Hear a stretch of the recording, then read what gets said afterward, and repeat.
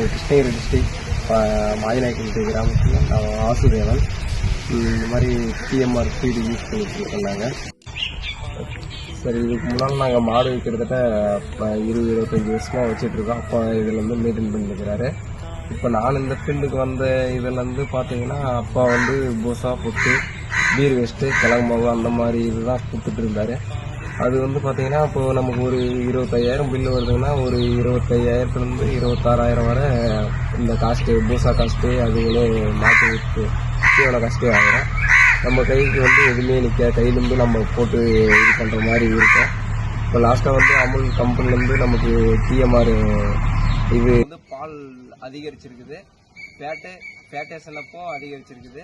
பால் ரேட்டும் வந்து அதிகரிச்சிருக்குது. ரேட் வந்து கிட்டத்தட்ட ஒரு 3 ரூபாயிலிருந்து 4 ரூபா வரை இன்க்ரிமெண்ட் ஆயிருக்குது பழையசுக்கும் இப்போக்கும். இதுக்கு முன்னால் வந்து பார்த்தீங்கன்னா எங்களோட மாடு வந்து 50 லிட்டர்லேருந்து 55 லிட்டர் வரை கறக்கும். இப்போ டிஎம்ஆர் கொடுத்ததுக்கப்புறம் பார்த்தீங்கன்னா 70 to 75 வரை கறக்குது. பண்ணையை லாபகரமாக நடத்த தாராளமாக டிஎம்ஆரை பயன்படுத்தும்.